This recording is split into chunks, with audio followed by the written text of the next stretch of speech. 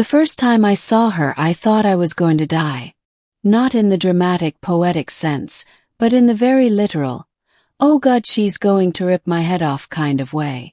The alien queen was a towering figure, her chitinous exoskeleton glistening under the harsh lights of her throne room. Her 6 eyes, each a different shade of iridescent blue, locked onto me the moment I was shoved into the chamber by her guards. Her mandibles twitched, and I could hear the faint clicking sound they made as she studied me. I was just a human after all. A fragile, squishy, and, according to most of the galaxy, hilariously under-evolved species. The Galactic Federation had sent me as part of a diplomatic envoy, but let's be honest, I was the sacrificial lamb. If things went south, they'd just write me off as collateral damage. But as I stood there, trembling in my ill-fitting Federation uniform, something unexpected happened. The Queen blushed. At least I think she did. Her exoskeleton, which had been a deep, menacing black, suddenly flushed with a soft, rosy hue. Her mandibles stopped clicking, and her eyes widened slightly. She leaned forward on her throne, her clawed hands gripping the armrests tightly. "You," she said, her voice a low, melodic hum that sent shivers down my spine. "What are you?" I blinked. Human." She tilted her head, her antennae twitching curiously. "Human," she repeated, as if testing the word on her tongue. "I have never seen a creature like you before. Your skin, it's so soft. And your eyes. They're like tiny pools of liquid starlight." I wasn't sure if that was a compliment or if she was planning to eat me, but I decided to roll with it. "Thanks. I mean, you're pretty, impressive yourself." Her blush deepened, and she actually giggled. The sound was so unexpected that I nearly jumped out of my skin. The guards around us shifted uncomfortably, clearly as confused as I was. "You find me impressive?" she asked, her voice tinged with something I could only describe as hope. "Well, yeah," I said, gesturing vaguely at her. "You're like the queen of an entire species. That's kind of a big deal." She stood then, her towering form casting a shadow over me. I braced myself for the worst, but instead of tearing me limb from limb, she reached out and gently cupped my face in one of her massive claws. Her touch was surprisingly soft, and I could feel the warmth radiating from her exoskeleton. "You are fascinating," she murmured, her eyes scanning my face with an intensity that made my cheeks burn. "I have never met a creature so delicate, so beautiful." This was officially the weirdest day of my life. Over the next few weeks, I found myself in a bizarre situation.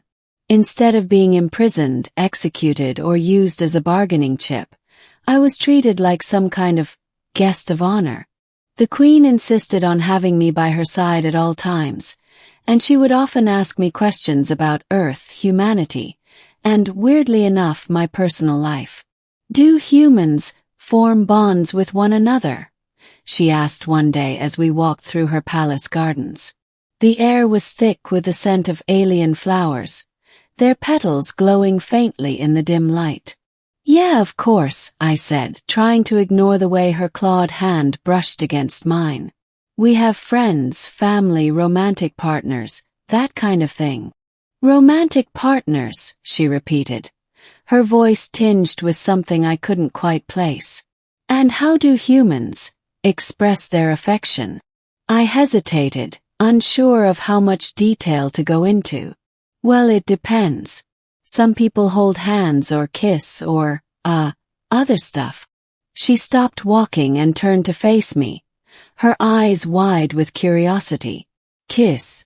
What is kiss? Boy. How do you explain kissing to an alien queen who probably doesn't even have lips?" "It's, when two people press their mouths together as a sign of affection," I said, feeling my face heat up. Her antennae perked up, and she leaned down until her face was inches from mine. "Show me," she demanded, her voice soft but insistent. Froze. What? Show me this, kissing, she said, her eyes locked onto mine. I wished to understand. I opened my mouth to protest, but before I could say anything, she closed the distance between us. Her mandibles brushed against my lips, and I felt a strange warmth spread through me. It wasn't exactly a kiss, but it was something that made my heart race and my mind go blank. When she pulled away, her exoskeleton was flushed a deep, vibrant red. I see now, she said, her voice trembling slightly. It is pleasant. Yeah, I croaked, my voice barely above a whisper. Pleasant. As the days turned into weeks, I found myself growing closer to the Queen in ways I never could have imagined. She was fierce and commanding, but also surprisingly gentle and curious. She wanted to know everything about me, from my favorite foods to my childhood memories. And the more time we spent together, the more I realized that she wasn't just some terrifying alien overlord. She was lonely. My kind does not form bonds like yours, she admitted one night as we sat together on a balcony overlooking her kingdom. The stars above us glittered like diamonds, and the air was filled with the soft hum of alien insects. We are solitary creatures, driven by instinct and duty. But you make me feel something I have never felt before. I looked up at her, my heart aching at the vulnerability in her voice. What do you feel? She hesitated, her claws tightening around the railing. I do not have the words, she said finally. But it is warm, like the light of a dying star, filling the void with its glow. I reached out and placed my hand on top of hers, feeling the smooth, warm surface of her exoskeleton. I think I know what you mean, I said softly.